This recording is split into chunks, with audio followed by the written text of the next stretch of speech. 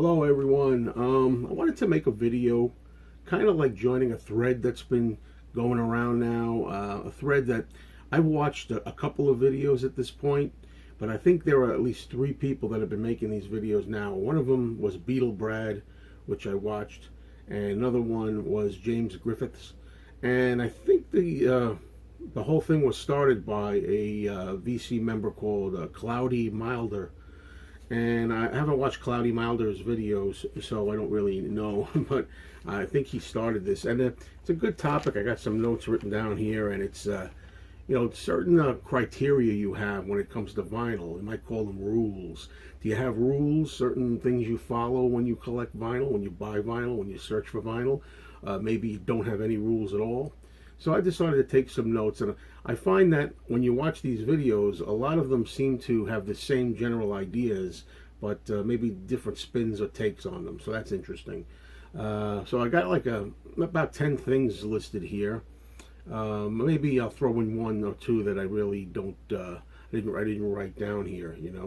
The first thing I'll talk about is the price when it comes to buying records. Now, a lot of people seem to have a limit. They say, well, I'm not going to spend more than $20 for a record, or 30 or 40. They set a kind of like a cap, which is that's all they're going to spend. They're not going to spend any more. Well, with me, of course, I always rather spend as little as possible. If I could get a great record for $1 or $2, I'm there if it's in mid condition. But of course, that's not always likely to happen. So in my case, I really don't put a cap on it. Basically, my rule of thumb is if it's a record I really want, and if I personally feel the price is right, and I think it's worth the price they're asking, then I'll get it, I mean, if there's an album that I really want and it's really rare and it's $100 that they're asking for it, I'll spend the $100. I'm not going to sit there and say, well, I have a $40 or $50 limit, that's it. But on the other hand, if the record isn't worth $100, if they're overcharging it, I won't buy it, So if I think the price is right, and it all makes sense to me, I'll buy it. Okay, next thing would be talking about scratches on records. When I look for records, especially we're talking used records, really, right? When we go to used, record shows or thrift stores, record stores, flea markets. You see some of my flea market videos. Basically, if it has scratches, I'm not going to get it. I'm not interested in getting a whole bunch of scratches. I mean, it depends also on the rarity of a title now. Most of the time, what I'll do, if the record is scratched on the surface, I'll wait for a better record of that type to come along. I mean, there's always a better quality record.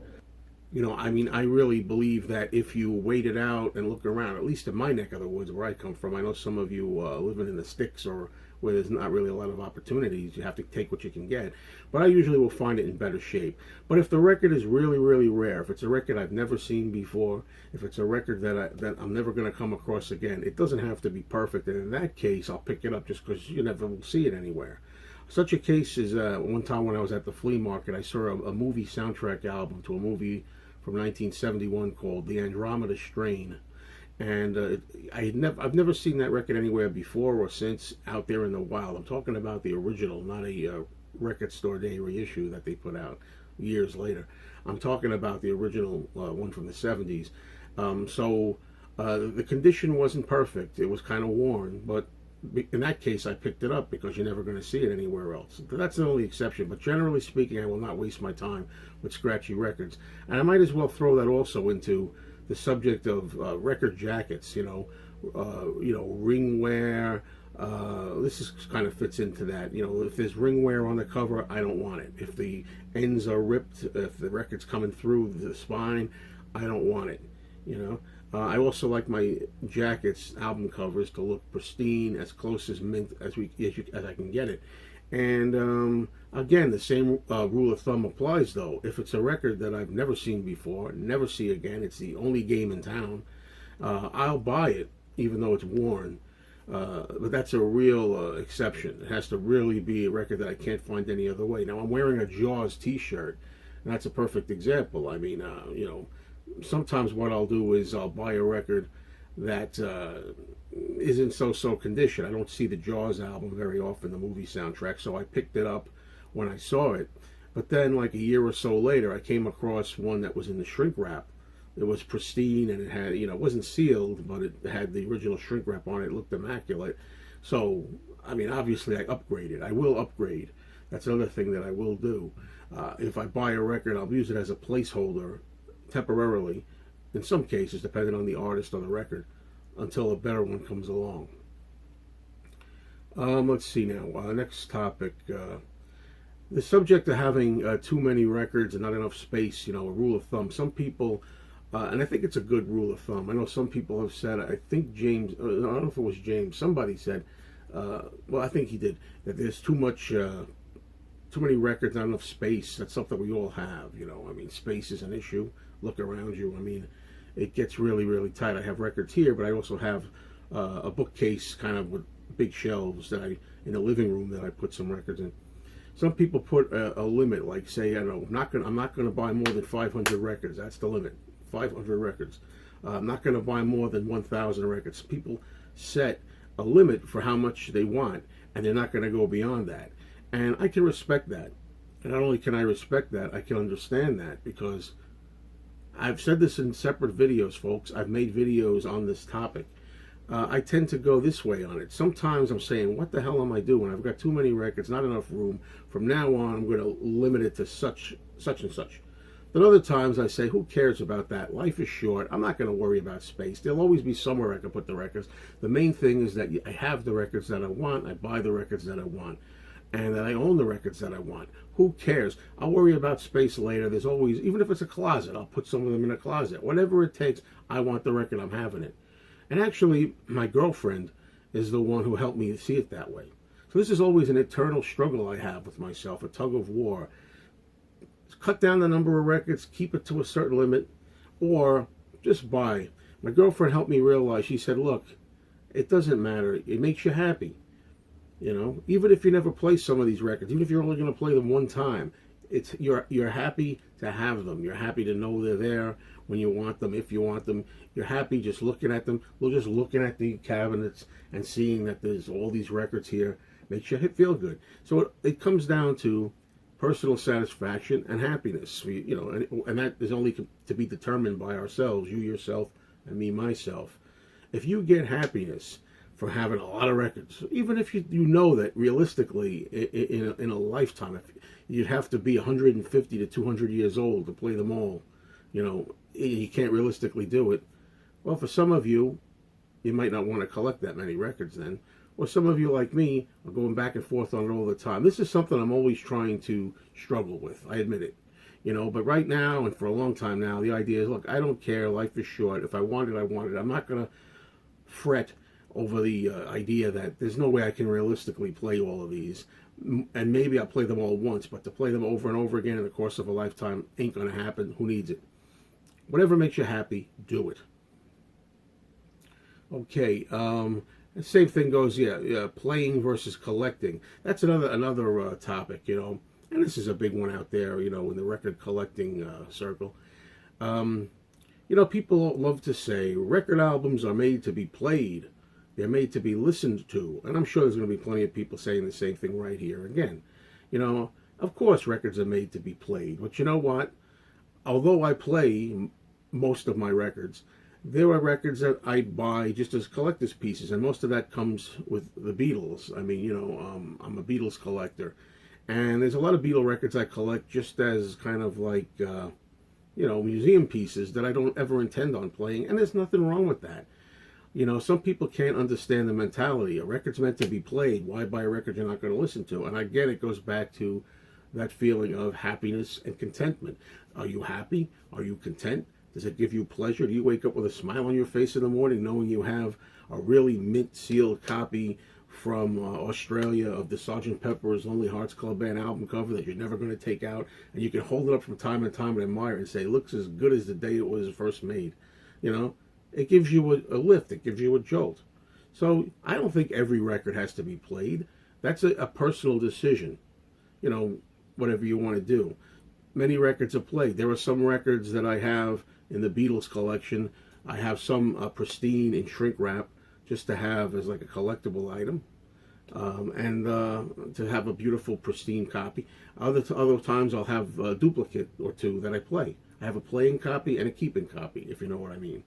Um, so I'm also, let's see. Oh, the example that I use when it goes to that is I use an example of coin collectors or stamp collectors. Some people collect coins, some people collect stamps. The example I always use is, technically, if you want to get technical about it, coins aren't made to be kept immaculate in plastic or in a coin book or, in a safe. Coins are made to be spent. They're cash. You're supposed to spend them. That's why coins were made. Coins weren't made to keep behind glass. But same thing with records. They're made to be played, but they can be kept as a pristine museum piece too, if you like. Same thing with postage stamps. Postage stamps were made to be put on letters onto envelopes and mailed through the postal service. That's the whole idea of postage stamps. Some people don't do that. They keep them pristine, never use them, keep them in books. Same thing with records. So I don't go for that nonsense. You have to play them all. Now we go to, when it comes to reissues of certain records, the next topic I want to talk about. Generally speaking, for most of the case, when I'm out there, crate digging, shopping, hunting, all these records we like, all these phrases we like for the records that we collect, I look for originals. I am an original person. I want the original. It's just a psychological thing. I like know what I'm holding, an artifact. If I'm buying a Bob Dylan album, and I want to buy a copy of, I don't know, the Freewheelin' Bob Dylan, I want to have the Freewheelin' Bob Dylan, the original one in my hand. If I get the one that has the error on there with the extra songs, that's worth a lot of money. That's a different story. But generally speaking, as an example, I want to have the 1963 artifact copy in nice condition, really good condition, of the Freewheelin' Bob Dylan. Okay, I'm not interested in buying a 1984 repress of it. I'm not interested in going out and buying a 180 gram 2016 or 17 repress.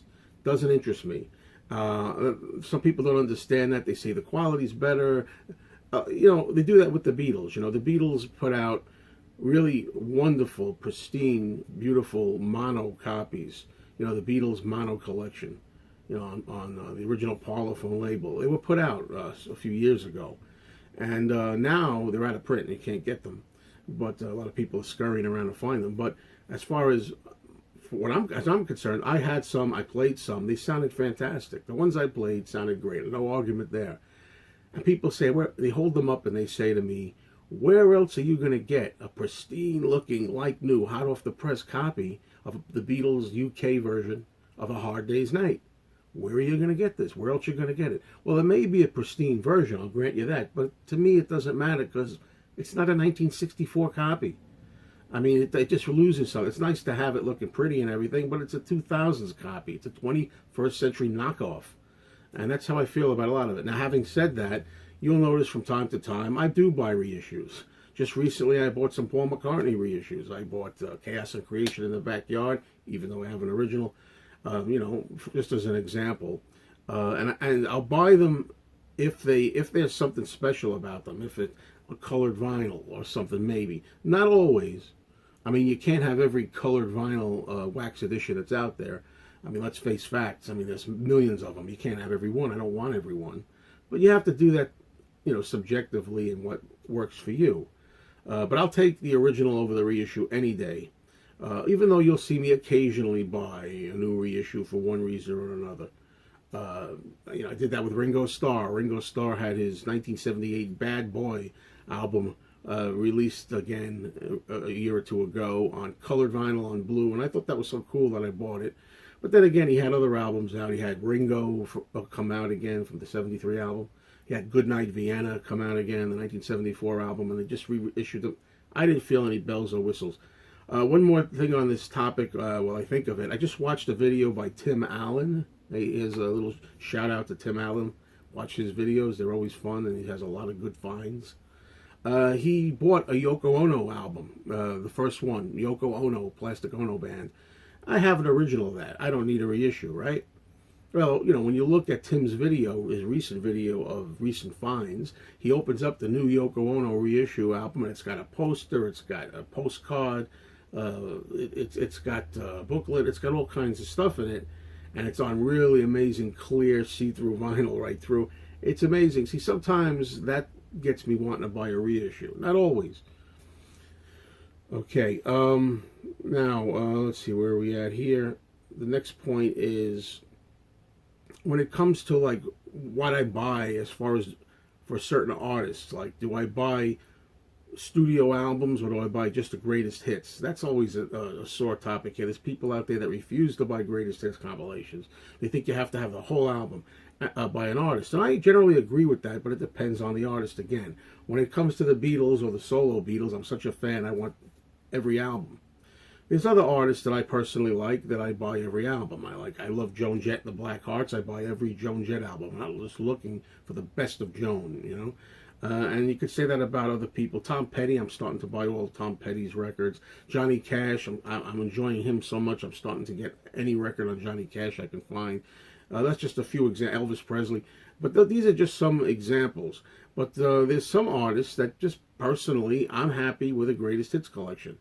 And that's all, again, very individualized, very subjective. Two artists that come to mind, like ZZ Top. I saw an album, ZZ Top's Greatest. I like to have the big tracks from ZZ Top. I don't want any others. Squeeze, I like Squeeze. They have the Squeeze singles, I think it's called, or Greatest, whatever it's called. When it comes to Squeeze, I'm happy to have the best of compilation.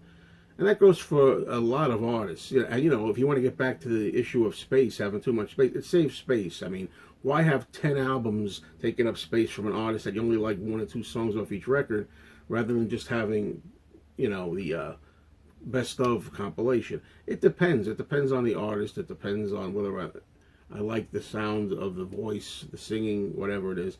That's a decision we have to make for ourselves also.